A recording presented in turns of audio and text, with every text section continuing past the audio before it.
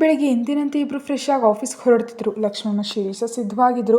ಸೀತಾ ಬೇಕಂತಲೇ ರಾಮನ ಮುಟ್ತಾ ಅವನ ಕೆನ್ನೆಗೆ ಮುತ್ತು ಕೊಟ್ಟು ಮುಜುಗರ ಮಾಡ್ತಿದ್ಲು. ಅವ್ನು ಡಿಸ್ಟರ್ಬ್ ಆಗ್ತಿದ್ರು. ಸೀತಾ ಬೇಕಂತಲೇ ಹೀಗೆ ಮಾಡ್ತಿದ್ದಾಳೆ ಅಂತ ಅವನಿಗೆ ಅರ್ಥ ಆಗಲಿಲ್ಲ.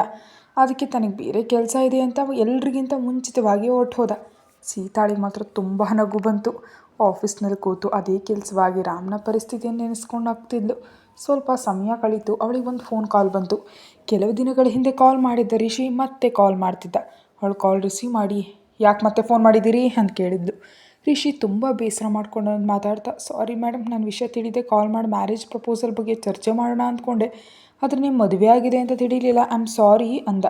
ಸೀತಾ ಮೆಲ್ಲಗ್ನಕ್ಕೂ ಇಟ್ಸ್ ಓಕೆ, ಪರವಾಗಿಲ್ಲ, ನೀವು ಮತ್ತೆ ಫೋನ್ ಮಾಡಿ ಸಾರಿ ಹೇಳಬೇಕಾದ ಅಗತ್ಯ ಇಲ್ಲ ಅಂದ್ಲು. ರಿಷಿ ಮಾತು ಮುಂದುವರಿಸ್ತಾ, ಓಕೆ ಮೇಡಮ್, ನಾನು ನ್ಯೂಸ್ನಲ್ಲಿ ನೋಡಿದೆ ನೀವು the great business man Ram ಅವರ ವೈಫ್ ಅಂತ. ಅವ್ರಿಗೆ ಸಿಕ್ಕ ದೊಡ್ಡ ಕಾಂಟ್ರಾಕ್ಟ್ಗೆ ನೀವೇ ಕಾರಣ ಅಂತ ವಾರ್ತೆ ಬರ್ತಿದೆ. ನಿಜವಾಗಿಯೂ ನೀವು ಗ್ರೇಟ್ ಅಂತಿದ್ದ. ಸೀತಾ ಕೇಳಿದ್ಲು, ಇದರಲ್ಲಿ ಗ್ರೇಟ್ ಏನಿದೆ? ಅವರು ನನಗೆ ಅವಕಾಶ ಕೊಟ್ಟಿದ್ದಕ್ಕೆ ನಾನು ನನ್ನ ಟ್ಯಾಲೆಂಟ್ ಪ್ರೂವ್ ಮಾಡಿಕೊಂಡೆ. ಇಲ್ದಿದ್ರೆ ನಾನು ನನ್ನ ಸ್ಟಡಿ ಸರ್ಟಿಫಿಕೇಟ್ಗಳನ್ನ ಹಿಡ್ಕೊಂಡು ಒಂದೊಂದು ಆಫೀಸ್ ಸುತ್ತಬೇಕಿತ್ತು. ಸೊ ನನಗಿಂತ ಅವರೇ ಗ್ರೇಟ್. ಇದೆಲ್ಲ ಯಾಕೆ? ನೀವು ಕಾಲ್ ಮಾಡಿ ಸಾರಿ ಹೇಳಿದ್ದಕ್ಕೆ ಮತ್ತು ನನ್ನನ್ನು ಹೊಗಳಿದ್ದಕ್ಕೆ ಥ್ಯಾಂಕ್ಸ್. ಇನ್ನು ಫೋನ್ ಇಡ್ತೀನಿ, ಮತ್ತು ಕಾಲ್ ಮಾಡಬೇಡಿ ಅಂದ್ಲು. ರಿಷಿ ಅವ್ಳನ್ನ ಫೋನ್ ಕಟ್ ಮಾಡ್ದಂತ ತಡೀತಾ, ಏನೇ ಇರಲಿ ಮೇಡಮ್, ನಿಮ್ಮಂಥ ಹೆಂಡತಿ ಸಿಕ್ಕರೆ ಯಾರಾದರೂ ಫಿದಾ ಆಗಲೇಬೇಕು. ರಾಮ್ ಆದರೆ ಮಾತ್ರ ಏನು ಅಷ್ಟು ದೊಡ್ಡ ಸಾಧನೆ. ರಾಮ್ಗೆ ಕ್ರೇಜ್ ಇರ್ಬೋದು, ಸ್ಟೇಟಸ್ ಇರ್ಬೋದು, ಆದರೆ ನಿಮಗಿರೋ ಅಂದ ಅವನಿಗಿಲ್ಲ. ನಿಮ್ಮ ಸೌಂದರ್ಯವನ್ನು ಮಾತುಗಳಲ್ಲಿ ಹೊಗಳೋದಕ್ಕೆ ಸಾಧ್ಯ ಇಲ್ಲ. ಅಷ್ಟೇ ಅಲ್ಲ, ರಾಮ್ ನಿಮಗಿಂತ ವಯಸ್ಸಿನಲ್ಲಿಯೂ ತುಂಬ ದೊಡ್ಡವರು. ಏನು ಮಾಡೋದು, ನಿಮ್ಮ ಅದೃಷ್ಟ ಹೀಗಿದೆ. ಸ್ವಲ್ಪ ವೆಯ್ಟ್ ಮಾಡಿದ್ರೆ ಚೆನ್ನಾಗಿರ್ತಿತ್ತು. ನನ್ನಂಥ ಅಂಧಗಾರ ನಿಮ್ಮ ಲೈಫಿಗೆ ಬಂದಿರ್ತಿದ್ದ, ಆಗ ಜೋಡಿ ಸೂಪರ್ ಆಗಿರ್ತಿತ್ತು ಅಂದ. ಸೀತಾಗೆ ಸಿಟ್ಟು ನೆತ್ತಿಗೇರ್ತು. ಏಯ್, ಮರ್ಯಾದೆಯಿಂದ ಮಾತಾಡು, ಏನು ಇಷ್ಟೊಂದು ಓವರ್ ಮಾಡ್ತಿದ್ದಿ? ಮದುವೆ ಆದ ಹುಡುಗಿ ಜೊತೆ ಈ ರೀತಿ ಮಾತಾಡೋದು ನಿನಗೆಷ್ಟು ಧೈರ್ಯ? ನನ್ನ ಗಂಡ ನನಗಿಂತ ತುಂಬ ಅಂದವಾಗಿದ್ದಾರೆ. ಸ್ವಲ್ಪ ಬಣ್ಣ ಕಡಿಮೆ ಇದ್ರೆ ಏನಂತೆ?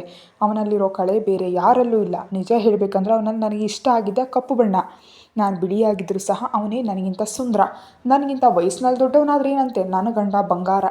ಜವಾಬ್ದಾರಿ ಗೊತ್ತಿರೋ, ಕಷ್ಟ ಗೊತ್ತಿರೋ ವ್ಯಕ್ತಿ ಅವರು. ಅವನಂಥ ಗಂಡ ಸಿಗೋದಕ್ಕೆ ನಾನು ಯಾವ ಜನ್ಮದಲ್ಲಿ ಪುಣ್ಯ ಮಾಡಿದ್ದೀನೋ. ನಾನು ಯಾವುದಕ್ಕೂ ಬೇಸರ ಮಾಡ್ಕೊಂಡಿಲ್ಲ. ನಿಜ ಹೇಳಬೇಕಂದ್ರೆ ತುಂಬ ಸಂತೋಷವಾಗಿದ್ದೀನಿ. ನನಗೆ ಅವರಂದರೆ ಪ್ರಾಣ. ಏಯ್, ನೀನೇನೋ ದೊಡ್ಡ ಅಂಧಗಾರ ಅಂತ ಕೊಚ್ಕೋತಿದ್ಯಾ ಏನೋ? ಗೂಬೆ ಮುಗ್ದವನೇ, ಇನ್ನೊಮ್ಮೆ ಈ ರೀತಿ ಫೋನ್ ಮಾಡಿ ಹುಚ್ಚುಚ್ಚಾಗಿ ಮಾತಾಡಿದ್ರೆ ಹಲ್ಲು ಉದುರು ಹೋಗುತ್ತೆ. ಸೀತಾ ಅಂದರೆ ತುಂಬ ಶಾಂತ ಸ್ವಭಾವದವಳು ಅಂದ್ಕೊಂಡಿದ್ಯಾ ಏನೋ? ಹುಷಾರು, ಮುಗಿಸ್ಬಿಡ್ತೀನಿ. ಬಾಯಿ ಮುಚ್ಕೊಂಡು ಫೋನ್ ಇಡು ಅಂತ ವಾರ್ನಿಂಗ್ ಕೊಡ್ತಾ ಕಾಲ್ ಕಟ್ ಮಾಡಿದ್ಲು. ರಿಷಿ ಮುಖ ಸಣ್ಣಗೆ ಮಾಡಿಕೊಂಡು ಹಾಗೇ ನಿಂತ್ಕೊಂಡಿದ್ದ. ಅವನು ಎದುರಿಗಿದ್ದ ವ್ಯಕ್ತಿ ಜೋರಾಗಿ ನಗ್ತಿದ್ದ. ರಿಷಿ ಅಳೋ ಮುಖ ಮಾಡಿಕೊಂಡು, ಸರ್, ಇದು ಅನ್ಯಾಯ ಸರ್. ಹೀಗೆ ನಿಮ್ಮ ವೈಫ್ ಹತ್ರ ನಂಗೆ ಬಯಸೋ ಸರಿಯಲ್ಲ. ಸೊ ಅರ್ಥ ಆಯ್ತಲ್ಲ. ಅಲ್ಲಿ ನಿಂತಿದ್ದು ರಾಮ್. ಅವನಿಗೆ ರಿಷೇಂದ್ರ ವಿಷಯ ಅರಾವಳಿ ಆಡ್ತಿರೋ ಡ್ರಾಮಾ ಎಲ್ಲ ಗೊತ್ತು. ರಾಮ್ ಇನ್ನೂ ಹಾಗೆ ನಗ್ತಾ, ತಪ್ಪಲ್ಲ ರಿಷಿ, ಕೋಟಿ ರೂಪಾಯಿ ತೊಗೊಂಡಿದೆಯಾ, ಅದಕ್ಕೆ ತಕ್ಕ ಶ್ರಮ ಇರಬೇಕಲ್ವೇ? ಹೋಗು, ಈ ಫೋನ್ ಕಾಲ್ ರೆಕಾರ್ಡ್ ಎಲ್ಲವನ್ನ ಶೂರ್ಪನಖಿ ಆ ಮಾರೀಚ ಥರ ಇರೋ ಅರಾವಳಿ ಮತ್ತು ಹೇಳಿಕೊಂಡರ ಕೇಳಿಸು. ಮುಂದೆ ಏನು ಮಾಡ್ಬೇಕಂತ ಅವ್ರು ಹೇಳ್ತಾರೆ ನೋಡು, ಅದರಲ್ಲಿ ನಾನು ಪ್ಲ್ಯಾನ್ ಮಾಡ್ತೀನಿ, ಓಕೆನಾ ಅಂದ. ರಿಷಿ ಸಿನ್ಸಿಯರ್ ಓಕೆ ಸರ್ ಅಂತ ಹೊಟ್ಟೋದ. ರಾಮ್ ತುಂಬ ಸಂತೋಷ ಪಡ್ತಾ ಮತ್ತೊಮ್ಮೆ ನಗ್ತಾ, ಸೀತಾಗ ನನ್ನ ಮೇಲೆ ಇಷ್ಟು ಇಷ್ಟ ಇದೆ, ನಾನು ಯಾರಾದರೂ ಒಂದು ಮಾತಂದ್ರೆ ಅವಳು ಸಹಿಸೋದೇ ಇಲ್ಲ. ಅವನ ಕಾರ್ ಹತ್ತಿ ಸೀತಾ ಬಳಿಗೆ ಪ್ರಯಾಣಿಸ್ತಾ ನಡೆದ ಘಟನೆಯನ್ನು ನೆನೆಸ್ಕೊಂಡ. ಒಂದು ದಿನ ರಾತ್ರಿ ಅವನಿಗೆ ಫೋನ್ ಬಂದಿತ್ತು. ಸರ್, ನೀವು ಅಂದ್ಕೊಂಡಂತೆ ಅವರು ನನ್ನನ್ನು ಕಾಂಟ್ಯಾಕ್ಟ್ ಮಾಡಿದ್ದಾರೆ ಅಂದ. ರಿಷಿ ನಡೆದಿದ್ದನ್ನೆಲ್ಲ ಹೇಳ್ದ. ಅರಾವಳಿ ತನ್ನನ್ನು ಹೆದರಿಸಿ ಸೀತಾ ಜೊತೆ ಮಾತಾಡುವಂತೆ ಮಾಡಿ, ರಾಮ್ಗೆ ಅನುಮಾನ ಬರುವಂತೆ ಮಾಡಿ, ಇಬ್ಬರನ್ನು ದೂರ ಮಾಡೋದಕ್ಕೆ ನೋಡ್ತಿದ್ದಾಳೆ. ರಾಮ್ ಒಂದು ಮ್ಯಾಟ್ರಿಮೋನಿಯದ ಸೀತಾ ಹೆಸರಿನಲ್ಲಿ ಒಂದು ಪ್ರೊಫೈಲ್ ಕ್ರಿಯೇಟ್ ಮಾಡಿದ್ದ. ಅದು ಅರಾವಳಿ ಕಾಣಿಸುವಂತೆ ಮಾಡಿ ರಿಷೇಂದ್ರ ಪ್ರೊಫೈಲ್ನಿಂದ ಪ್ರಪೋಸಲ್ ರಿಕ್ವೆಸ್ಟ್ ಕಳಿಸುವಂತೆ ಮಾಡಿದ್ದ. ಇದೆಲ್ಲ ರಾಮ್ನ ಬುದ್ಧಿವಂತಿಕೆ. ಅರಾವಳಿ ಮತ್ತು ಏಳುಕೊಂಡಲ್ಲ ಸೀತಾ ಮೇಲೆ ಅವನಿಗೆ ಅನುಮಾನ ಬರುತ್ತೆ ಅಂತ ಕಾಯ್ತಿರ್ತಾರೆ. ಹಾಗೆ ಭ್ರಮೆಯಲ್ಲಿರೋ ಅವರ ಪ್ರತಿಯೊಂದು ಮೂಮೆಂಟನ್ನು ರಿಷಿ ಮೂಲಕ ತಿಳಿಯೋದೇ ರಾಮ್ನ ಪ್ಲ್ಯಾನ್ ಆಗಿತ್ತು. ಈ ದಿನ ರಾಮ್ಗೆ ಸೀತಾ ಊಹಿಸಿದ ಗಿಫ್ಟನ್ನು ಕೊಟ್ಟಿದ್ದಾಳೆ. ನನಗಿಂತ ನನ್ನ ಗಂಡನೇ ಅಂಧಕಾರ, ಜವಾಬ್ದಾರಿ ಮತ್ತು ಕಷ್ಟ ಗೊತ್ತಿರೋ ವ್ಯಕ್ತಿ, ಅವರಂದರೆ ನನಗೆ ತುಂಬ ಇಷ್ಟ ಅಂತ ಹೇಳಿ ವಾರ್ನಿಂಗ್ ಕೊಟ್ಟಿದ್ದವನಿಗೆ ಎಷ್ಟೊಂದು ಸಂತೋಷ ತಂದಿದೆ. ರಾಮ್ ಆಫೀಸಿಗೆ ಬಂದ. ಅವನು ಬರ್ತಿದ್ದಂತೆ ಸೀತಾ ಬೇಸರದಿಂದ ಹೋಗಿ ಅವನ್ನ ಹಗ್ ಮಾಡಿಕೊಂಡ್ಳು. ಅವಳು ತುಂಬ ಅಪ್ಸೆಟ್ ಆದಂತ ಕಾಣಿಸ್ತಿದ್ಲು. ರಾಮ್ ವಿಷಯ ಗೊತ್ತಿದ್ರು ಮೇಲ್ನೋಟಕ್ಕೆ ನಾರ್ಮಲ್ ಆಗಿ ನಟಿಸ್ತಾ, ಏನಾಯಿತು, ಯಾಕೆ ಅಪ್ಸೆಟ್ ಆಗಿದೆಯೇ ಅಂದ. ಸೀತಾ ಮೊಬೈಲ್ನಲ್ಲಿ ರಿಷಿ ನಂಬರ್ ತೋರಿಸಿ, ಇವನು ತುಂಬ ಓವರಾಗಿ ಮಾತಾಡ್ದ ನನ್ನ ಜೊತೆ, ನಂಗೆ ಇಷ್ಟ ಆಗಲಿಲ್ಲ, ನೀವೇನಾದರೂ ಮಾಡಬೇಕು, ಮೊದಲು ಅವ್ನ ಮುಖ ಹೊಡೆದ ಕಲ್ಲು ಉದುರಿಸ್ಬೇಕು ಅಂದ್ಲು. ರಾಮ್ ಮೆಲ್ಲಗೆ ನಕ್ಕು, ಏನಾಯಿತು, ನಿಜಕ್ಕೂ ವಿಷಯ ಹೇಳು ಅಂದ. ಸೀತಾ ಅವನ ಕೋಪರಿಂದ ನೋಡ್ತಾ, ನಗಬೇಡಿ, ನಂಗೆ ಕೋಪ ಬರ್ತಿದೆ ಅಂತ ರಿಷಿ ಆಡಿದ ಮಾತುಗಳನ್ನೆಲ್ಲ ಹೇಳಿದ್ಲು. ರಾಮ್ ನೇರವಾಗಿ ಕೇಳ್ದ. ಅವನ ವಿಷಯ ಆಮೇಲೆ ಇರಲಿ, ನೀನು ನನ್ನ ಹೆಂಡತಿಯಾಗಿದ್ದಕ್ಕೆ ಸಂತೋಷ ಆಗಿದೆಯಾ? ಅವನ ಪ್ರಶ್ನೆಗೆ ಸೀತಾ ಬೆಚ್ಚಿಬಿದ್ದು, ಏನಾಗಿ ಕೇಳ್ತೀರಿ, ಸಂತೋಷ ಇಲ್ಲದೆ ಮತ್ತೇನು, ನಾನು ತುಂಬ ಸಂತೋಷವಾಗಿದ್ದೀನಿ. ಯಾಕೆ ನೀವು ಸಂತೋಷವಾಗಿಲ್ವಾ ಅಂದ್ಲು. ರಾಮ್ ಟಾಪಿಕ್ ಬದಲಾಯಿಸ್ತಾ ಈಗೇನು ಇವನು ಯಾರು, ಇವನ ಕತೆ ಏನಂತ ತಿಳಿಬೇಕಷ್ಟೇ ತಾನೇ, ನಾನು ನೋಡ್ಕೋತೀನಿ. ಇನ್ನೊಮ್ಮೆ ಫೋನ್ ಮಾಡಿದ್ರೆ ನಾನು ಹೇಳಿದಾಗ ಮಾತಾಡು ಅಂತ ಪ್ಲ್ಯಾನ್ ಮಾಡ್ತಿರು ಅಂತ ನಟಿಸ್ತಾ. ಸರಿ, ತುಂಬ ಕೆಲಸ ಇದೆ ಅಲ್ವಾ, ನೀನು ಸ್ವಲ್ಪ ಕಾಫಿ ಕೊಟ್ಟರೆ ನಾನು ನನ್ನ ಕೆಲಸ ನೋಡ್ಕೋತೀನಿ ಅಂತ ಆರ್ಡರ್ ಮಾಡ್ದೆ. ಸೀತಾಳ ಮನಸ್ಸು ಈಗ ರಿಲ್ಯಾಕ್ಸ್ ಆಯಿತು. ನಡೆದದ್ದೆಲ್ಲ ಅವನಿಗೆ ಹೇಳಿದ್ಲಲ್ವ, ಅದಕ್ಕೆ ಹ್ಯಾಪಿಯಾಗಿ 2 ಮಿನಿಟ್ಸ್ ಅಂತ ಒಳಗಡೆ ಹೋದ್ಲು. ಕಾಫಿ ಮಾಡಿ ಕಪ್ಗೆ ಹಾಕುವಾಗ ಕೈ ಮೇಲೆ ಚೆಲ್ಕೊಂಡ್ಬಿಟ್ಲು ಗಾಬರಿಯಿಂದ. ಇದರಿಂದ ಕೈ ಸ್ವಲ್ಪ ಕೆಂಪಗಾಗೋಯ್ತು. ಸೀತಾ ಗಬಗಬ ನೀರಲ್ಲಿ ಕೈ ಇಟ್ಟು ನೋವಾಗ್ತಿದ್ರಿಂದ ಕಷ್ಟಪಟ್ಟು ಕೈಯನ್ನು ಊದ್ಕೊಳ್ತಾ ಕಾಫಿ ಕಪ್ ತಂದು ರಾಮ ಕೊಟ್ಲು. ಅವನು ಕಾಫಿ ಪಡ್ಕೊಳ್ಳುವಾಗ ಅವಳ ಕೈ ಕೆಂಪಗಿರೋದು ನೋಡಿ ತುಂಬ ಕಂಗಾಲಾದ. ಏನಾಯಿತು ಅಂತ ಟೆನ್ಷನಿಂದ ಕೇಳ್ತಿರುವಾಗ ಸೀತಾ ತನ್ನ ಕೈಯನ್ನು ಬಚ್ಚಿಟ್ಕೊಳ್ಳೋದಕ್ಕೆ ಪ್ರಯತ್ನಿಸಿದ್ಲು. ಬರಹಗಾರರ ಮಾತು ಮತ್ತೀಗೆ ನಡೆಯುತ್ತೆ, ಇವತ್ತಿಗೆ ಅರ್ಥ ಆಗಿರುತ್ತಲ್ವ ಬ್ಯಾಡ್ ಲಕ್ ರಿಂಗ್ ಯಾರ ಕೈಗೆ ಹೋಗಿತ್ತು ಅಂತ. ಸ್ಟೋರಿ ಅಂದಮೇಲೆ ಕೆಲವು ವಿಷಯಗಳು ಬೇಸರ ತರಿಸುವಂತೆ, ಕೆಲವು ರೊಮ್ಯಾಂಟಿಕ್ ಆಗಿ, ಕೆಲವು ಕಾಮಿಡಿಯಾಗಿ, ಹೀಗೆ ನವರಸಗಳಿರಬೇಕಲ್ವ. ಅರ್ಥ ಮಾಡಿಕೊಂಡು ಪ್ರೀತಿಯಿಂದ ಆಧರಿಸ್ತೀರಿ ಅಂತ ಆಶಿಸ್ತೀನಿ. ಸೀತಾ ಕೈ ಬಚ್ಚಿಡೋದಕ್ಕೆ ನೋಡ್ತಿದ್ದಾಗ ರಾಮ್ ಕೋಪ ಮಾಡ್ಕೊಳ್ತಾ, ಏನಿದು ಕೈಯನ್ನು ಯಾಕೆ ಬಚ್ಚಿಡ್ತಿದ್ಯಾ, ತೋರಿಸು. ನೋ, ಇಷ್ಟೊಂದು ಕೆಂಪಾಗಿದೆ, ಏನೇ ಆಯಿತು ಅಂದ. ಲಕ್ಷ್ಮಣ್, ಶಿರೀಷ, ಸಂಜೀವ್ ಅಂತ ಕರೀತಿದ್ದ. ಸೀತಾ ಇದ್ದಿರ್ತ, ಅಯ್ಯೋ ಯಾಕ್ರಿ ಅವರೆಲ್ಲ ಕರಿತಿದ್ದೀರಿ, ಜಸ್ಟ್ ಕಾಫಿ ಚೆಲ್ತ ಅಷ್ಟೇ, ಒಂದು ದಿನದಲ್ಲಿ ಕಮ್ಮಿ ಆಗಿಬಿಡುತ್ತೆ ಅಂತ ಈಸಿಯಾಗಿ ಹೇಳ್ತಿದ್ಲು. ರಾಮ್ ಬ್ರೇಕ್, ಬಾಯಿ ಮುಚ್ಚು, ಒಂದು ಕೆಲಸನೂ ಸರಿಯಾಗಿ ಮಾಡೋಕ್ಕೆ ಬರಲ್ಲ, ನಿನ್ನೆಲ್ಲ ನನ್ನ ಅನ್ಬೇಕು, ನಿನ್ಗೆ ಅಡುಗೆ ಅಂದರೆ ಇಷ್ಟ ಅಂತ ಎಲ್ಲಿ ಏರ್ಪಾಟ್ ಮಾಡಿಸ್ದೆ, ಇನ್ನೊಮ್ಮೆ ಕಿಚನ್ ಕಡೆ ಹೋದರೆ ನೋಡಿ ಏನು ಮಾಡ್ತೀನಿ ಅಂತ. ಅಯ್ಯೋ ಎಷ್ಟು ಸುಂದರವಾಗಿ ಬೆಳ್ಳಗಿರೋ ನಿನ್ನ ಕೈ ಕೆಂಪಗಾಗೋಯ್ತಲ್ಲೇ.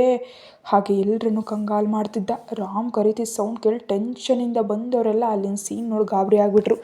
ಡಾಕ್ಟರ್ನ ಕರೀರಿ ಅಂತಿದ್ರೆ ಸೀತಾ ತಡೆದ್ಲು. ಶಿರೀಷ ಹೋಗಿ ಆಯಿಂಟ್ಮೆಂಟ್ ತಂದು ಹಚ್ಚಿದ್ಲು. ಯಾರು ಏನೇ ಮಾಡಿದ್ರು ರಾಮ್ ಟೆನ್ಷನ್ ಕಡಿಮೆ ಆಗಲಿಲ್ಲ. ಕೂಡಲೇ ಅವಳನ್ನ ಮನೆಗೆ ಹೋಗಿ ರೆಸ್ಟ್ ತೊಗೋಬೇಕು, ಇದು ತನ್ನ ಆರ್ಡರ್ ಅಂತ ಹೇಳಿ ಕಳಿಸ್ತಾ. ಸೀತಾ ತಾನಲ್ಲೇ ಇದ್ರೆ ರಾಮ್ ಕೋಪದಲ್ಲಿ ಅಲ್ಲಿರೋರ್ನು ಹೊಡೆದ್ರು ಹೊಡಿತಾನೆ ಅಂದ್ಕೊಂಡು ಟೆನ್ಷನ್ ಬೇಡ, ರಿಲ್ಯಾಕ್ಸ್ ಆಗೋಣ ಅಂತ ಮನೆ ತಲುಪಿದ್ಲು. ಆದರೆ ಅವಳಿಗೆ ತುಂಬ ಸಂತೋಷ ಆಯಿತು. ರಾಮ್ ನಿಜಕ್ಕೂ ತನ್ನ ಮೇಲೆ ಯಾವುದೇ ಇಂಟ್ರೆಸ್ಟ್ ತೋರಿಸಲ್ಲ ಅಂದ್ಕೊಂಡ್ರೆ ಇಷ್ಟೊಂದು ಪ್ರೀತಿ ತೋರಿಸ್ತಾ ಕೇರ್ ತೊಗೋತಿದ್ದಾನೆ. ಅದು ನೋಡಿ ಸೀತಾಗ ಆನಂದ ಆಯಿತು. ಅವನನ್ನೇ ನೆನೀತಾ ನಿದ್ರಿಸಿದ್ಲು. ಕಾಲೇಜ್ಗೆ ಹೋಗಿ ಏನೋ ಶಾಪಿಂಗ್ ಇದೆ ಅಂತ ಸ್ನೇಹ ಒಂದು ಮಾಲ್ ಹತ್ರ ನಿಂತಳು. ಅವಳಿಗಾಗಿ ಡ್ರೈವರ್ ಕಾರ್ ಜೊತೆ ಹೊರಗೆ ವೆಯ್ಟ್ ಮಾಡ್ತಿದ್ದ. ಸ್ನೇಹ ಈಗ ತುಂಬ ರಿಲೀಫ್ ಆಗಿದ್ದಾಳೆ. ಅದಕ್ಕೆ ಕಾರಣ ಸೀತಾ. ಅದಕ್ಕೆ ಸೀತಾಗೇನಾದರೂ ಗಿಫ್ಟ್ ತೊಗೋಬೇಕು ಅಂತ ಸೆಲೆಕ್ಟ್ ಮಾಡುವಾಗ ಅಲ್ಲಿ ಗಣೇಶ್ ಕಾಣಿಸೋದಕ್ಕೆ ಆಶ್ಚರ್ಯಪಟ್ಲು. ಗಣೇಶ್ ಅವಳನ್ನ ನೋಡಿ ತುಂಬ ಮರ್ಯಾದೆಯಿಂದ ವಿಶ್ ಮಾಡ್ದ. ಅವಳವನ ಹತ್ರ ಬಂದು, ನೀವೆಲ್ಲಿದ್ದೀರಾ, ಏನು ಅಕ್ಕ ಬಂದಿದ್ದಾರಾ, ಇಲ್ಲೇ ಇದ್ದಾರಾ ಅಂತಿದ್ರೆ ಗಣೇಶ್ನಕ್ಕೂ, ಇಲ್ಲ ಅಮ್ಮ, ನಾನು ನನಗೋಸ್ಕರ ಕೆಲವು ಬಟ್ಟೆಗಳನ್ನ ತೊಗೊಳಕ್ಕೆ ಬಂದೆ, ಹೇಗಿದೆಯಾ ಸ್ನೇಹಮ್ಮ ಅಂದರು. ಸ್ನೇಹ ಕಿರುನಗುನಗ್ತಾ, ನಾನು ಚೆನ್ನಾಗಿದ್ದೀನಿ ಗಣೇಶ್, ನೀನು ಹೇಗಿದ್ದಿ, ಅಕ್ಕ ಹೇಗಿದ್ದಾರೆ, ನನ್ನ ಅಕ್ಕನಿಗೋಸ್ಕರ ಏನಾದರೂ ಗಿಫ್ಟ್ ತೊಗೋಬೇಕಂತ ಬಂದೆ, ಒಂದಿನ ಅಕ್ಕನ ನೋಡಿದಾಗ ಮನೆಗೆ ಬರ್ತೀನಿ ಅಂತ ಹೇಳು ಅಂತ ಅವ್ನು ಬಟ್ಟೆ ಕೊಳ್ಳೋದಕ್ಕೆ ಬಂದಿದ್ದೀನಿ ಅಂತ ಹೇಳಿದ್ರಿಂದ ತಾನೇ ಹತ್ರ ನಿಂತು ಕೆಲವು ಡ್ರೆಸ್ಗಳು ಸೆಲೆಕ್ಟ್ ಮಾಡಿದ್ಲು. ಅವ್ನು ದುಡ್ಡು ಕೊಡ್ತೀನಿ ಅಂದರೆ ಒಪ್ಪಲಿಲ್ಲ. ಅವಳೇ ದುಡ್ಡು ಕೊಟ್ಟು, ನೀವು ಈಸ್ಕೊಳ್ತಿದ್ರೆ ನಾನು ಬೇಸರ ಮಾಡ್ಕೋತೀನಿ ಅಂತ ಒಪ್ಸಿದ್ಲು. ಗಣೇಶ್ ಕಿರುನಗುನಗ್ತಾ, ನೀನು ತುಂಬ ಆಟದ ಹುಡುಗಿ ಅಮ್ಮ, ಸರಿ, ನೀನು ಅಷ್ಟೊಂದು ಅಭಿಮಾನದಿಂದ ಕೊಡ್ತಿರ್ಬೇಕಾದ್ರೆ ಬೇಡ ಅನ್ನೋದಕ್ಕಾಗಲ್ಲ, ಥ್ಯಾಂಕ್ಸ್, ಹುಷಾರಾಗಿರು, ಯಾವಾಗಾದರೂ ಮಾತಾಡ್ಬೇಕನ್ಸಿದ್ರೆ ಏನಾದರೂ ಕೆಲಸ ಇದ್ದರೆ ಹೇಳು, ಮಾಡ್ತೀನಿ ಅಂತ ತನ್ನ ನಂಬರನ್ನು ಕೊಟ್ಟ. ಸ್ನೇಹ ಗಣೇಶ್ ಕೈ ಹಿಡಿದು, ಗಣೇಶ್ ನೀನು ನನಗೆ ಇಷ್ಟ ಆದೆ, ನಾವು ಫ್ರೆಂಡ್ಸ್, ನನ್ನ ನಂಬರ್ನಿಂದ ಮಿಸ್ಡ್ ಕಾಲ್ ಕೊಡ್ತೀನಿ, ನನಗೆ ಬೋರ್ ಆದಾಗ ನೀನು ಫ್ರೀ ಇದ್ದಾಗ ಮಾತಾಡು, ಮನೆಯಲ್ಲಿ ನನ್ನ ಜೊತೆ ಯಾರೂ ಇರಲ್ಲ ಗಣೇಶ್, ಅಪ್ಪ ನಂಗೆ ಸ್ವಲ್ಪ ಟೈಮ್ ಕೊಡ್ತಾರೆ, ಆದರೂ ನಾನು ಒಂಟಿನೇ ಅಂದ್ಲು. ಗಣೇಶ್ ಪ್ರೀತಿಯಿಂದ ತಲೆ ಮೇಲೆ ಕೈ ಇಡ್ಸವರ್ತಾ, ನೀನು ಒಂಟಿಯಲ್ಲ, ನಿನಗೆ ನಾವಿದ್ದೀವಲ್ಲ, ಹೇಳಿದೆ ಅಲ್ವಾ, ನಿನಗೆ ಯಾವಾಗ ಮಾತಾಡ್ಬೇಕು ಅನಿಸ್ತೋ ಫೋನ್ ಮಾಡು, ನಿಜಕ್ಕೂ ಯೋಚಿಸ್ಬೇಡ, ಹಾಗೆ ನಿಂಗೆ ಯಾರಾದರೂ ತೊಂದರೆ ಕೊಟ್ಟರೆ ನಂಗೆ ಹೇಳಿ, ಸರಿನಾ ಅಂತ. ಹುಡುಗಿ ತುಂಬ ಸಂತೋಷವಾಗಿ ಥ್ಯಾಂಕ್ಸ್ ಅಂತ ಹೇಳಿ ಅವನು ಸ್ನೇಹ ಕೊಡಿಸಿದ ಬಟ್ಟೆಗಳನ್ನ ನೋಡಿ ಮನೆಗೆ ಬಂದು ನೋಡುವಾಗ ಸೀತಾ ಮೇಡಮ್ ಬೇಗನೆ ಬಂದಿರೋದು ಕಂಡು, ಏನಾಯಿತು ಏನೋ ಅಂತ ಆಫೀಸ್ ಹತ್ರ ಇರಲಿಲ್ಲ, ನನ್ನ ಕೆಲಸ ಮುಗೀತು ಬಾಸ್ ಕೈಯಲ್ಲಿ ಅಂತ ಹೆದರು ಹೋಗ್ತಿದ್ದ. ರಾಮ್ ಸೀತಾ ಬಗ್ಗೆ ಯೋಚಿಸ್ತಾ ಆಫೀಸ್ ಕೆಲಸ ಮುಗಿಸಿ ಬೇಗ ಮನೆಗೆ ಬರೋದನ್ನು ಗಣೇಶ್ ನೋಡ್ದ. ಹೆದರ್ತಾ, ಸಾರಿ ಸರ್, ನಾಡಿದ್ದು ನಾನು ಹುಟ್ಟಿದ ದಿನ ಇದೆ ಅಂತ ಬಟ್ಟೆ ತೊಗೊಳಕ್ಕೆ ಹೋಗಿದ್ದೆ, ಮೇಡಮ್ ಬೇಗ ಬಂದುಬಿಟ್ಟಿದ್ದಾರೆ ಅಂದ. ರಾಮ್ ಬೇಸರದಿಂದ, ಸುಮ್ಮನಿರಪ್ಪ, ನೀನೊಬ್ಬ, ನನ್ನ ಟೆನ್ಷನ್ ನಂದು ಅಂತ ರೂಮಿಗೆ ಹೊರಟೋದ. ಗಣೇಶ್ ಏನು ನಡೀತಿದೆ ಅಂತ ತಿಳಿದೆ ಲಕ್ಷ್ಮಣ್ ಕೇಳಿದ. ಲಕ್ಷ್ಮಣ್ ವಿಷಯ ಹೇಳಿದ. ಅದಕ್ಕೆ ಸ್ವಲ್ಪ ಕೈ ಸುಟ್ಕೊಂಡಿದ್ದೆ, ಅದಕ್ಕೆ ಬಾಸ್ ಟೆನ್ಷನ್ಲಿದ್ದಾರೆ, ನೀನು ಸೈಲೆಂಟಾಗಿರು, ಈ ಅಪ್ಡೇಟ್ ನಾನು ಅಮ್ಮನಿಗೆ ಸರಿ ಹೇಳಬೇಕು ಅಂತ ಹೊರಟೋದ.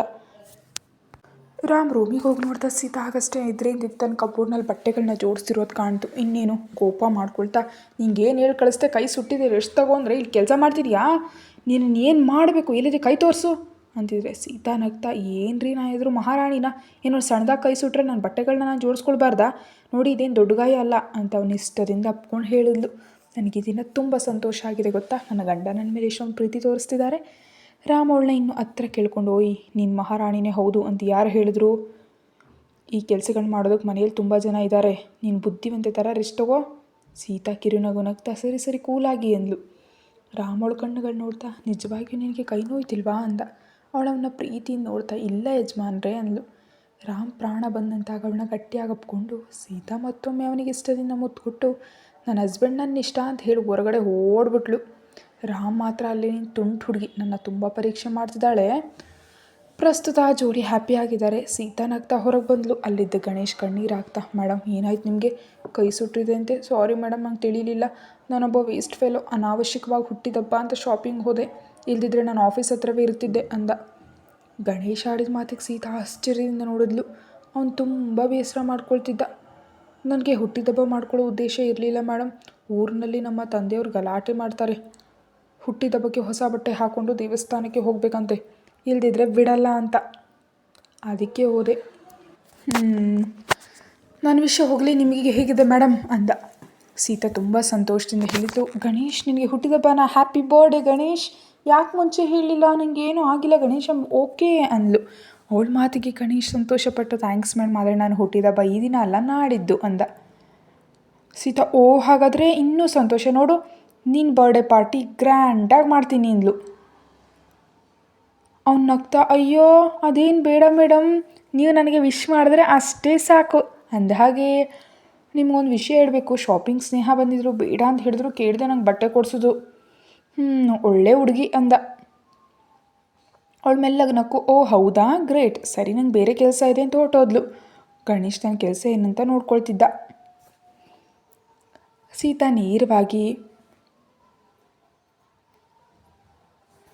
ಬಾಸ್ ಅಂದರೆ ಹಸ್ಬೆಂಡ್ ಬಳಿ ಹೋಗಿ, ಬಾಸ್ ನಂಗೊಂದು ಹೆಲ್ಪ್ ಮಾಡ್ತೀರಾ ಅಂತ. ರಾಮ್ ಡೌಟ್ನಿಂದ ನೋಡ್ತಾ ಏನೋ ಅಂದ. ಅವಳು ನಾಡಿದ್ದು ಗಣೇಶ್ ಹುಟ್ಟಿದಬ್ಬ ಮಾಡೋಣ ಅಂತ ಅಂದ್ಕೊಂಡಿದ್ದೀನಿ ಅಂತ ಹೇಳಿ ಪರ್ಮಿಷನ್ ಕೇಳಿದ್ಲು. ರಾಮ್ ವಿಚಿತ್ರವಾಗಿ ನೋಡ್ತಾ ಹೇಳ್ದ, ಇದುವರೆಗೂ ನಾನೇ ಹುಟ್ಟಿದಬ್ಬದ ಆಚರಣೆ ಒಂದು ಬಾರಿಯೂ ಮಾಡ್ಕೊಂಡಿಲ್ಲ. ಯಾರು ಎಷ್ಟು ಫೋರ್ಸ್ ಮಾಡಿದ್ರೂ ಒಪ್ಪಿಲ್ಲ. ಅದೆಲ್ಲ ನನಗಿಷ್ಟ ಆಗಲ್ಲ. Waste of time, waste money. ಅಂಥದ್ರಲ್ಲಿ ಡ್ರೈವರ್ಗೆ ಸೆಲೆಬ್ರೇಟ್ ಮಾಡಬೇಕಾ? ಈಗೋ ನಿನಗೊಂದು ವಿಷಯ ಗೊತ್ತಾ? ನಾಡಿದ್ದು ಹುಟ್ಟಿದಬ್ಬ ಗಣೇಶ್ ಒಬ್ಬನದೇ ಅಲ್ಲ, ನಂದು ಕೂಡ. ಈಗ ನೀನು ನೆನಪಿಸಿದ್ದಕ್ಕೆ ನೆನಪಾಯಿತು. ಹಾಗಂತ ನಾನು ಪಾರ್ಟಿ ಕೊಡ್ತಿದ್ದೀನಾ? ಏನು ಬೇಡ. ಅಷ್ಟಕ್ಕೂ ಬೇಕು ಅಂದರೆ ಅವನಿಗೆ ದುಡ್ಡು ಕೊಡ್ತೀನಿ, ಅವಶ್ಯಕತೆಗೆ ಉಪಯೋಗಕ್ಕೆ ಬರುತ್ತೆ ಅಂತ ಅಂದ. ಅಷ್ಟೇ. ಸೀತಾ ಎಗ್ರು ಬಿದ್ದು, ಏನೂ ನಾಡಿದ್ದು ನಿಮ್ಮ ಹುಟ್ಟಿದಬ್ಬ? ನಾವು ವಾವ್, ಇನ್ನೂ ನನ್ನ ತಡೆಯೋದಕ್ಕೆ ಸಾಧ್ಯನೇ ಇಲ್ಲ. ನೋಡಿ, ಬರ್ಡೇ ಅಂತ ಒಂದು ದಿನ ಇದೆ, ಅದು ನಿಮಗೂ ಗೊತ್ತು. ಆದರೂ ಸೆಲೆಬ್ರೇಟ್ ಮಾಡ್ಕೊಳ್ಳಿಲ್ಲ ಅಂದರೆ ಹೇಗೆ? ನಾನಿದ್ದೀನಿ ನಿಜಕ್ಕೂ. ನಾನು ಯಾವಾಗ ಹುಟ್ಟಿದ್ನೋ, ಯಾರಿಗೆ ಹುಟ್ಟಿದ್ನೋ ಗೊತ್ತಿಲ್ಲ. ಪ್ಲೀಸ್ ರೀ, ನನ್ನ ಮಾತು ಬೇಡ ಅನ್ಬೇಡಿ. ನಾಳಿದ್ದು ಬರ್ಡೇ ಪಾರ್ಟಿ ನಾನೇ ಗ್ರ್ಯಾಂಡಾಗಿ ಮಾಡ್ತೀನಿ. ಪಾರ್ಟಿಗೆ ಎಲ್ಲರೂ ಬರ್ತಾರೆ, ನಾನು ಎಲ್ಲರನ್ನೂ ಕರಿತೀನಿ. ನೀವು ನೋ ಅಂತ ಹೇಳಲೇಬಾರ್ದು ಅಂತ ರಾಮ್ ಹೇಳೋದನ್ನು ಕೇಳಿದೆ ಹೊರಗಡೆ ಓಡಿ ಹೋದ್ಲು. ರಾಮ್ ಒಂದು ಮಾತಿನ ಹತ್ರ ಹಾಗೆ ಆಗೋದ. ಸೀತಾಗೆ ತಾನು ಹುಟ್ಟಿದಬ್ಬ ಗೊತ್ತಿಲ್ಲ ಅಂತ ಬೇಸರ ಮಾಡ್ಕೊಳ್ತಿದ್ದಾಳೆ. ನಿಜಕ್ಕೂ ಸೀತಾಳನ್ನು ಹೆತ್ತವ್ರು ಯಾರು? ಅದನ್ನು ಹೇಗೆ ತಿಳಿಬೇಕು ಅಂತ ಆಲೋಚಿಸ್ತಾ ಒಂದು ನಿರ್ಧಾರಕ್ಕೆ ಬಂದ. ಹೇಗಾದರೂ ಮಾಡಿ ಸೀತಾಳ ಪೇರೆಂಟ್ಸ್ ಯಾರು, ಯಾಕೆ ಅನಾಥಾಶ್ರಮದಲ್ಲಿ ಬಿಟ್ಟು ಹೋದರು ಅನ್ನೋ ವಿವರಗಳನ್ನ ತಿಳಿತೀನಿ. ಸೀತಾಳ ಮನಸ್ಸಿನಲ್ಲಿ ಇಷ್ಟು ವರ್ಷಗಳಿದ್ದ ಬೇಸರವನ್ನು ದೂರ ಮಾಡಿ ಅವಳ ಹೆತ್ತವ್ರನ್ನ ಹತ್ರ ಮಾಡ್ತೀನಿ. ಈ ರಾಮ್ ಅಂದರೆ ಏನು ಅಂತ ತಿಳಿಯುವಂತೆ ಮಾಡ್ತೀನಿ ಅಂತ ಅಂದ್ಕೊಂಡ. ಮತ್ತೊಂದೆಡೆ ಋಷಿ ಅರಾವಳಿ ಮುಂದೆ ಸೀತಾ ಬೈಗುಳದ ಪುರಾಣವನ್ನು ಕೇಳಿಸ್ದ. ಏಳುಕೊಂಡಲ್ಲ ನಗ್ತಾ ರಾವಳಿ ಕಡೆ ನೋಡ್ದ. ಅವಳು ಸೀರಿಯಸ್ ಆಗ್ತಾ, ಯಾಕೆ ನಗ್ತಿದ್ದಿ ಮಾವ? ಆ ಸೀತಾ ಮಾತುಗಳಲ್ಲಿನ ಅರ್ಥ ತಿಳಿತಿಲ್ವೇ? ರಾಮ್ ಅಂದ. ಅವನ ದೊಡ್ಡ ಗುಣದ ಬಗ್ಗೆ ಹೇಳ್ತಿದ್ದಾಳಲ್ವ, ನನಗೆ ಅದಕ್ಕೆ ರಾಮ್ ಅಂದರೆ ಇಷ್ಟ. ಅಷ್ಟು ದೊಡ್ಡ ವ್ಯಕ್ತಿಗೆ ನಾನೇ ಹೆಂಡತಿ ಆಗಬೇಕು, ಆ ಅನಾಮಧೇಯ ಹುಡುಗಿ ಅಲ್ಲ. ರಿಷಿ, ಅವಳು ಬೈದಿದ್ದಾಳೆ ಅಂತ ನೀನು ಹಿಂದೆ ಸರಿಬೇಡ. ಮತ್ತೆ ಕಾಂಟ್ಯಾಕ್ಟ್ ಮಾಡು. ನೇರವಾಗಿ ಒಂದು ದಿನ ಮೀಟಾಗಿ ಮಾತುಗಳಲ್ಲಿ ಇಟ್ಕೋ. ಸ್ವಲ್ಪ ಕ್ಲೋಸ್ ಆಗು. ಆ ಸಮಯದಲ್ಲಿ ರಾಮ್ ನಿಮ್ಮಿಬ್ಬರನ್ನ ನೋಡಿ ಅನುಮಾನ ಪಡಬೇಕು.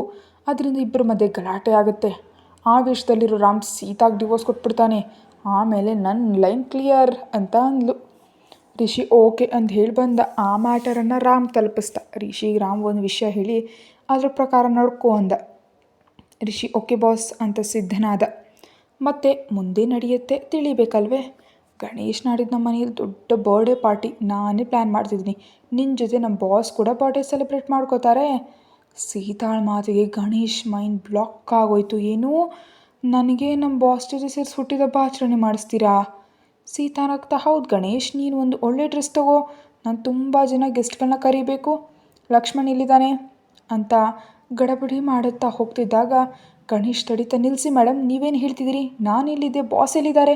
ನನ್ನಂಥ ಡ್ರೈವರ್ ಜೊತೆ ಬಾಸ್ ಹುಟ್ಟಿದಬ್ಬ ಆಚರಿಸ್ಕೊಳ್ಳೋದಾ? ನೋಡೋರು ಏನು ಅಂದ್ಕೊಳ್ತಾರೆ? ಬಾಸ್ಗೆ ಅವಮಾನ ಆಗುತ್ತೆ. ಬೇಡ ಮೇಡಮ್, ನಾವು ಬಾಸ್ ಬರ್ಡೇ ಮಾಡೋಣ, ಆದರೆ ನನಗೆ ಆಹ್ವಾನ ಇದ್ದರೆ ಸಾಕು ಪ್ಲೀಸ್ ಮೇಡಮ್ ಅಂತ ಅಡ್ಡ ಬಂದ. ಸೀತಾ ಕೋಪದಿಂದ ನೋಡ್ತಾ, ಯಾಕೆ ಹಾಗೆ ಹೇಳ್ತೀಯಾ? ನೀನು ಡ್ರೈವರ್ ಆದರೆ ಏನಂತೆ? ನೀನು ಮನುಷ್ಯ ತಾನೇ, ನಮ್ಮ ಜೊತೆ ಇಲ್ಲೇ ಇರ್ತಿದೆಯಾ ಅಲ್ವಾ? ನನ್ನ ದೃಷ್ಟಿಯಲ್ಲಿ ಮನುಷ್ಯರೆಲ್ಲರೂ ಒಂದೇ. ನೀನು ನನ್ನ ಅಣ್ಣನ ಸಮಾನ. ಸೊ ನಾನು ನನ್ನ ಗಂಡ ಮತ್ತು ಅಣ್ಣನ ಹುಟ್ಟಿದಬ್ಬನ ಗ್ರ್ಯಾಂಡಾಗಿ ಮಾಡೇತಿರ್ತೀನಿ. ನೋ ಹೇಳಬೇಡ. ಅಂದ ಹಾಗೆ ಈ ಬರ್ಡೇ ಪಾರ್ಟಿಗೆ ಸ್ನೇಹ ಕೂಡ ಬರ್ತಾಳೆ ಅಂತ ಸಣ್ಣದಾಗಿ ನಕ್ಕಲ್ಲಿಂದ ಹೋದ್ಲು. ಗಣೇಶ್ ತುಂಬ ಸಂತೋಷ ಪಡ್ತಾ, ನನ್ನ ಹುಟ್ಟಿದಬ್ಬ ನನ್ನ ಬಾಸ್ ಹುಟ್ಟಿದಬ್ಬದ ಜೊತೆ ಮಾಡ್ತಿದ್ದಾರಾ, ಎಂಥ ಅದೃಷ್ಟ ಅಂದ್ಕೊಳ್ತಿದ್ದಾಗ ಅಲ್ಲಿಗೆ ರಾಮ್ ಬಂದ. ಗಣೇಶ್ ಹೆದರ್ತ, ಬಾಸ್ ಸಾರಿ ಮೇಡಮ್, ನಾನು ಬೇಡ ಅಂತ ಹೇಳಿದ್ರು ಕೇಳಲಿಲ್ಲ ಅಂತ ಅಂದ. ರಾಮ್ ನಗ್ತಾ, ಆಕೆ ನನ್ನ ಮಾತನ್ನೇ ಕೇಳಿಲ್ಲ ಅಂದ. ಶಿರಿಸಾ ಜೊತೆ ಹೋಗಿ ತುಂಬ ಶಾಪಿಂಗ್ ಮಾಡಿದ್ಲು. ರಾಮ್ಗೆ ತಾನೇ ಒಂದು ಒಳ್ಳೆ ಡ್ರೆಸ್ ಸೆಲೆಕ್ಟ್ ಮಾಡಿದ್ದಾಳೆ. ಬೋರಾಗಿರೋ ಬಿಸ್ನೆಸ್ ಮ್ಯಾನ್ ಸೂಟ್ ಅಲ್ಲದೆ ಒಂದು ಒಳ್ಳೆ ಪಾರ್ಟಿ ಡ್ರೆಸ್, ಅವನ ಡ್ರೆಸ್ಗೆ ಮ್ಯಾಚಿಂಗ್ ಆಗೋ ಹಾಗೆ ಅವಳು ಒಂದು ಸೀರೆ ತೊಗೊಂಡಿದ್ದಾಳೆ. ಹಾಗೆ ಗಣೇಶ್ ಪಾರ್ಟಿಗಾಗಿ ಒಳ್ಳೆ ಬಟ್ಟೆಗಳನ್ನ ಕೊಂಡು ತಂದಿದ್ದಾಳೆ. ರಾಮ್ ವಿಚಿತ್ರವಾಗಿ ನೋಡ್ತಾ, ಏಯ್ ನನಗೆ ಈ ಥರದ ಬಟ್ಟೆಗಳ ಅಭ್ಯಾಸ ಇಲ್ಲ, ನನಗಾಗಲ್ಲ ಅಂತಿದ್ರು. ಅವಳು ಒಪ್ಪಲಿಲ್ಲ. ತುಂಟು ಹುಡುಗಿ ಹಠ ಮಾಡಿ ಒಪ್ಪಿಸಿದಾಳೆ. ಎಲ್ಲದಕ್ಕೂ ರಾಮ್ ಒಪ್ಕೊಳ್ಳೇಬೇಕಾಯಿತು. ರಾಮ್ ಬರ್ಡೇ ಪಾರ್ಟಿಯ ಇನ್ವಿಟೇಷನ್ ಎಲ್ರಿಗೂ ತಲುಪಿತು. ಅವರಲ್ಲಿ ಅರಾವಳಿ ಇದ್ದಾಳೆ, ಹಾಗೆ ವಿಠಲ್ಲಿದ್ದಾನೆ. ಎಲ್ಲರೂ ಒಂದೇ ಫೀಲ್ಡ್ ಆಗಿದ್ದರಿಂದ ಅವ್ರಿಗೆ ಆಹ್ವಾನವನ್ನು ಮ್ಯಾನೇಜ್ಮೆಂಟ್ ಕಳಿಸಿತ್ತು. ವಿಠಲ್ ಸೀತಾಳಿಗಾಗಿ, ಅರಾವಳಿ ರಾಮ್ಗಾಗಿ ಆ ಪಾರ್ಟಿಗೆ ಹೋಗೋದಕ್ಕೆ ಫಿಕ್ಸ್ ಆದರು. ಇನ್ನು ನಿನ್ನ ಮಾತೇನು ಕೇಳ್ತಾಳೆ ಅವಳು? ನಾಡಿದ್ದು ಬಿಗ್ ಪಾರ್ಟಿ ಇದೆ, ನಿಂಗೇನು ಬೇಕೋ ಹೋಗ್ತಗೋ ಅಂತ ಆರ್ಡರ್ ಮಾಡಿ ರಾಮ್ ಹೋದ. ಅಷ್ಟೇ, ಗಣೇಶ್ ತುಂಬಾ ಹ್ಯಾಪಿ ಆದ. ಲಕ್ಷ್ಮಣ್ ಮತ್ತು ಶಿರೀಷಾ ಶಾಕ್ ಆದರು. ಸೀತಾ ಪಾರ್ಟಿ ಪ್ಲ್ಯಾನ್ ಹೇಳಿದ್ಲು. ಬಾಸ್ ಒಪ್ಕೊಂಡಿದ್ದಾರೆ ಅಂತ ಹೇಳಿ ಇಬ್ಬರು ಹುಟ್ಟಿದಬ್ಬದ ಆಚರಣೆ ನಡೀತಿದೆ, ಏರ್ಪಾಟುಗಳನ್ನ ಮಾಡಬೇಕಂತ ಹೇಳಿದ್ಲು. ಲಕ್ಷ್ಮಣ್ ಸಂತೋಷದಿಂದ ಓಕೆ ಎಂದ. ಸೀತಾ, ಬಾಸ್ ಗೊತ್ತಿರೋ ಎಲ್ರಿಗೂ ಆಹ್ವಾನ ಕಳಿಸ್ಬೇಕು, ಯಾರನ್ನು ಮಿಸ್ ಮಾಡಬಾರ್ದು, ದಿಸ್ ಇಸ್ ಮೈ ಆರ್ಡರ್ ಅಂತ ಹೇಳಿದ್ಲು. ಅತ್ತೆ ಮತ್ತು ಮಾವ ತುಂಬ ದೂರದಲ್ಲಿದ್ದೀವಿ, ಬರೋದಕ್ಕಾಗಲ್ಲ, ಆದರೆ ರಾಮ್ ಮೊಟ್ಟ ಮೊದಲ ಬಾರಿಗೆ ಹುಟ್ಟಿದಬ್ಬ ಆಚರಿಸ್ಕೊಳ್ತಿದ್ದಾನೆ, ಅದಕ್ಕೆ ಸಂತೋಷ ಇದೆ ಅಂತ ಅಂದರು. ಸೀತಾ ತನ್ನ ಆರ್ಫನೇಜ್ನ ಜನರಿಗೂ ನಾಡಿದ್ದು ಪಾರ್ಟಿಗೆ ಬರಬೇಕಂತ ಮೀರಾ ಮದರ್ಗೆ ಹೇಳಿದ್ಲು. ಏಡುಕೊಂಡಲ ಮಾತ್ರ ಇಷ್ಟಪಡಲಿಲ್ಲ, ಆದರೆ ಅವನ ಮಗಳು ಸೀತಾ ಅಕ್ಕನ ಆಹ್ವಾನಕ್ಕೆ ಸಂತೋಷಪಟ್ಟು ಪಾರ್ಟಿಗೆ ಬರ್ತೀನಿ ಅಂತ ಹೇಳಿದ್ಲು. ರಾಮ್ ಹುಟ್ಟಿದಬ್ಬದ ಬೆಳಿಗ್ಗೆ ಸೀತಾ ಗಡಿಬಿಡಿಸ್ತಾ ಹಸ್ಬೆಂಡ್ ಕಣ್ಣು ತೆರೀತಿದ್ದಂತೆ ಹ್ಯಾಪಿ ಬರ್ಡೇ ಯಜಮಾನ್ರೇ ಅಂತ ಹೇಳಿದ್ಲು. ರಾಮ್ ಕಿರುನಗು ನಗ್ತಾ ಥ್ಯಾಂಕ್ಸ್ ಅಂತ ನೋಡ್ದ. ಅವಳು ಎಷ್ಟೊಂದು ಸಂತೋಷವಾಗಿದ್ದಾಳೆ, ತುಂಬ ಗಡಿಬಿಡಿ ಮಾಡ್ತಿದ್ದಾಳೆ ಅಂತ ಅವನಿಗೆ ಅರ್ಥ ಆಯಿತು. ಅದಕ್ಕೆ ಅವಳ ಕೈ ಹಿಡಿದು ತನ್ನ ಪಕ್ಕದಲ್ಲಿ ಕೂರಿಸ್ಕೊಂಡು ಯಾಕೆ ಇಷ್ಟೊಂದು ಗಡಿಬಿಡಿ, ಪಾರ್ಟಿಗೆ ಒಪ್ಪದಿದ್ರೂ ಏರ್ಪಾಟುಗಳನ್ನ ಮಾಡ್ತಿದ್ಯಾ ಅಲ್ವಾ ಅಂತ ಅಂದ. ಸೀತಾ ಅವನ ಕೆನ್ನೆಯನ್ನು ಸವರ್ತಾ, ನೀವು ಯಾವಾಗಲೂ ಸಂತೋಷವಾಗಿರಬೇಕು, ಕ್ಷೇಮವಾಗಿರಬೇಕು ರೀ. ಈ ದಿನ ನೀವು ನನ್ನ ಮಾತು ಕೇಳಬೇಕು ಪ್ಲೀಸ್. ಫ್ರೆಶ್ ಆಗಿ ಬನ್ನಿ, ದೇವಸ್ಥಾನಕ್ಕೆ ಹೋಗೋಣ, ನಿಮ್ಮ ಜೊತೆ ಗಣೇಶನನ್ನು ಕರ್ಕೊಂಡು ಹೋಗಿ ಅರ್ಚನೆ ಮಾಡಿಸ್ಬೇಕು ಅಂತ ಅಂದ್ಕೊಂಡಿದ್ದೀನಿ ಅಂತ ಅಂದ್ಲು. ರಾಮ್ ಮೆಲ್ಲಗೆ ನಕ್ಕು ಓಕೆ ಅಂತ ಹೋಗಿ ಫ್ರೆಶ್ ಆಗಿ ಬಂದ. ಅವನ ಮುಂದೆ ಇದ್ದವರೆಲ್ಲರೂ ವಿಶ್ ಮಾಡಿದ್ರು. ಗಣೇಶ್ ಹೊಸ ಬಟ್ಟೆಗಳನ್ನ ಧರಿಸಿದ್ದ. ರಾಮ್ ಅವನಿಗೆ ವಿಶ್ ಮಾಡ್ತಿದ್ದ. ಗಣೇಶ್ ಸಂತೋಷ ತಡಿಲಾರ್ದೆ ಸಾರ್ ಅಂತ ರಾಮ್ ಕಾಲುಗಳಿಗೆ ನಮಸ್ಕಾರ ಮಾಡ್ದ. ಅಷ್ಟೇ, ಆ ಫೀಲಿಂಗ್ ಏನೋ ರಾಮ್ ಜೀವನದಲ್ಲಿ ಎಂದೂ ಕಾಣದ ಒಂದು ಅನುಭೂತಿಯನ್ನು ನೀಡಿತು. ಇಷ್ಟು ವರ್ಷಗಳ ತನ್ನ ವ್ಯಾಪಾರದ ಚರಿತ್ರೆಯಲ್ಲಿ ಬರೀ ವಿಜಯಗಳಿದ್ವು, ಕೋಪ, ಆವೇಶ, ಆಗ್ರಹ ಇವುಗಳು ಮಾತ್ರ ನೋಡಿದ್ದ, ಎಲ್ಲರ ಮೇಲೂ ತೋರಿಸಿದ್ದ. ಆದರೆ ಸೀತಾಳ ಕಾರಣದಿಂದ ತನ್ನ ಬಳಿ ಕೆಲಸ ಮಾಡುವವರ ಕಣ್ಣಲ್ಲಿ ಆನಂದ, ಬಾಸ್ ಬಗ್ಗೆ ಭಯದ ಜೊತೆ ಗೌರವ, ಪ್ರೀತಿ ಏರ್ಪಟ್ಟಿದೆ. ಅವನಿಗೆ ಸೀತಾಳ್ ನೋಡಿದ್ರೆ ಹೆಮ್ಮೆ ಅನ್ನಿಸ್ತು. ರಾಮ್ ಗಣೇಶ್ನ ನಪ್ಕೊಂಡು ಏನಿದು, ನೋ ಐ ಡೋಂಟ್ ಲೈಕ್, ನಡಿ ಎಲ್ಲರೂ ದೇವಸ್ಥಾನಕ್ಕೆ ಹೋಗ್ಬೇಕಂತೆ ಮೇಡಮ್ ಆರ್ಡರ್ ಅಂತ ತಮ್ಮ ಜೊತೆ ಲಕ್ಷ್ಮಣ್ ಮತ್ತು ಶಿರೀಷಾಳನ್ನ ಕರ್ಕೊಂಡು ಹೋದ. ದೇವಸ್ಥಾನದಲ್ಲಿ ಸೀತಾ ಮಾಡ್ತಿದ್ದ ಅನ್ನದಾನದ ಗಡಿಬಿಡಿ ಹೆಚ್ಚಾಗಿತ್ತು.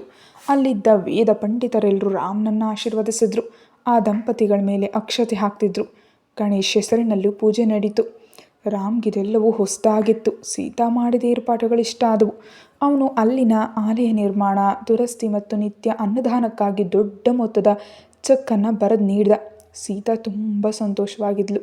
ರಾಮ್ ಕಾರ್ ಹತ್ತಿ ತನ್ನ ಜೊತೆ ಬರುವಂತೆ ಸೀತಾಳಿಗೆ ಹೇಳಿ, ಉಳಿದವರನ್ನು ಬೇರೆ ಕಾರ್ನಲ್ಲಿ ಬರುವಂತ ಹೇಳಿ ಅವಳನ್ನ ಕರ್ಕೊಂಡು ಮತ್ತೊಂದು ದಾರಿಯಲ್ಲಿ ಪ್ರಯಾಣಿಸ್ತಿದ್ದ. ಸೀತಾ ಅರ್ಥವಾಗದಂತೆ ನೋಡ್ತಾ ಎಲ್ಲಿಗ್ರೀ ಅಂತ ಕೇಳಿದ್ಲು. ರಾಮ್ ನಗ್ತಾ ಸಸ್ಪೆನ್ಸ್ ಅಂತ ಅಂದ. ಕತೆ ಮುಂದುವರಿಯುತ್ತೆ. ಹೆಚ್ಚಿನದಕ್ಕಾಗಿ ಮೆಂಬರ್ಶಿಪ್ ತಗೊಳ್ಳಿ. Thank you.